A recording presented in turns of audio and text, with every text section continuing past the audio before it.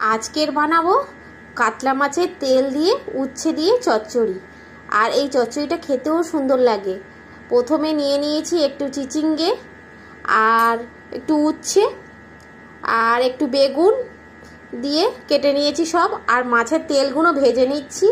কড়াতে তেল গরম করতে দিয়েছিলাম আর দিয়ে মাছের তেলগুলো দিয়ে দিয়েছি। এবার নুন হলুদ দিয়ে তেলটা তো ভাজতেই হবে। আর যেই ভাজা ভাজা এতটা তেল দেবো না, একটুখানি ভাজা তুলে রাখবো। ওটা গরম ভাত দিয়ে খেতে সুন্দর লাগে। আর দেখতে পাচ্ছ তেল ভাজাটা হয়ে গিয়েছে, এরকম ভাজা করে নিতে হবে। আর পটকাগুলো কি জোরে জোরে ফাটছিল, আর আমি তো ভয় পাচ্ছিলাম, আমি শুধু চেপে দিচ্ছিলাম, মানে একটা থালা দিয়ে অল্প করে তুলে নিলাম। এবার ওর মধ্যেই সবজিগুলো দিয়ে দেবো। যে তেলটা রয়েছে, অনেকটা তেল তো বেশি হয়েছে, তাই জন্য আর তেল অন্য এক্সট্রা তেল দেবো না। তুলে নিলাম, দেখতে পাচ্ছ। এর মধ্যে শুকনো লঙ্কা আর তেজপাতা দিয়ে দিলাম, দিয়ে এটা একটু লাল লাল করে ভেজে নিলাম। দিয়ে এবার সবজি কটা দিয়ে দেবো। সবজি তো কী কী দিয়েছি বলেও দিলাম। একটু বেগুন দিয়েছি, আলু দিয়েছি আর একটু উচ্ছে দিয়েছি। আর এই তো এবার তেলটা গরম হয়ে গেছিলো, মানে শুকনো লঙ্কাটা লাল হয়ে যাওয়ার পরে পেঁয়াজ কুচি দিয়ে দিলাম। দিয়ে এবার এইটা পেঁয়াজ কুচিটা ভেজে নিলাম। এবার আলুগুলো দিয়ে দেবো। আর একটু বটবটিও দিয়েছি, একটু মূলও দিয়েছি। খেতে সুন্দর লাগে, মানে যা ঘরে সবজি ছিল। আর সবজি ফ্রিজে থাকা মানে অনেক রকম সবজি কিনে আমরা রেখে দিই, কারণ সব সময় তো আর বাজারে যাওয়া সম্ভব হচ্ছে না। কারণ সারা সপ্তাহ আমাদের মানে স্কুল আছে, দুজনার অফিসের রান্না আছে। তাই এই জন্য আমি সব সবজি দেখতে পাচ্ছ কেটে ধুয়ে বেছে নিয়েছি। কাটাটা আর দেখায়নি কি, যেটা কাঁচা লঙ্কাও দিয়ে দিলাম। দিয়ে এই সবজিগুলো একটু ভাজা, মানে মাছের তেলেই ওই সবজিগুলো ভেজে নেব।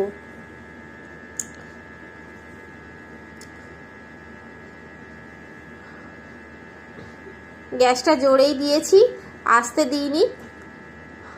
আর এই তেল চচ্চড়িটা খেতে যা দারুণ লাগে বন্ধুরা, কি বলবো, টেস্টটাও দারুণ হয়।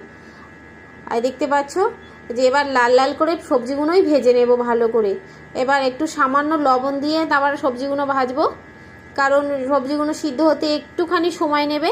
আর সবজি থেকে দেখতে লবণটা দিয়ে দিলাম। এবার পরিমাণ মতো লবণ দিয়েও দিয়েছি, কারণ আর এক্সট্রা করে লবণ দেবো না। যতটা লবণ লাগবে ততটা লবণ দিয়ে নিয়েছি। ভাজা হয়ে গিয়েছে, মোটামুটি ভাজা হয়েছে। আবার দেখতে পাচ্ছ মানে সবজি থেকে তেলগুলো আবার একটু ঢাকা দিলাম। আর অনেকটা তেল, মাছের অনেকটা তেল আছে দেখতে পাচ্ছ, সব সবজি থেকে মানে বেরোচ্ছে এবার, কারণ আর এক্সট্রা করে কোনো তেল দেব না। আর এই চচ্চড়িটা দারুণ খেতে লাগে। কাতলা মাছের মানে ছোট কাতলা হলেও ওই 3-4টে তেল ছিল, দিয়ে দিয়েছে। যেহেতু আমি কাতলা মাছ অল্প করে নিয়েছিলাম, তাই জন্য দিয়েছিল। আর এর জন্য এক্সট্রা কোনো টাকা নেয়নি। ওই দোকান থেকে আমরা মাংস মানে মাছটা কিনি। আমাদের মানে যে কোনো একটা দোকান ধরা থাকে যে এই দোকান থেকে মাছ নিই, অন্য একটা মাংসের দোকান থেকে মাংস নিই। আর নুন, হলুদ, লঙ্কার গুঁড়ো, আদা বাটা দিয়ে দিলাম। বেশি কিছু মশলা লাগে না। আর একটু জিরে ধনের গুঁড়ো ডাস্ট করে রেখেছিলাম, সেটাও দিয়ে দিলাম। দিয়ে এবার কষিয়ে নেব। দেখতে পাচ্ছি কষানোও হয়ে গেল, কথা বলতে বলতে সব কিছুই হয়ে যাচ্ছে আস্তে আস্তে, দেখতে পাচ্ছ। আর এই টেস্ট হয় দারুণ। কাতলা মাছের তেল তো তিতো থাকে না, কিন্তু রুই মাছের তেলটা তিতো থাকে। একটু চিনি দিয়ে দিলাম টেস্টের জন্য। চিনিটা আমি সব তরকারি মোটামুটি ব্যবহার করি। আর তেলগুলোও দিয়ে দিলাম। দিয়ে এতে সামান্য মানে একটুও জল দেব না, এই তেলের উপরেই মানে ভাজবো। আর হয়ে এসছে আমার মানে তরকারিটা।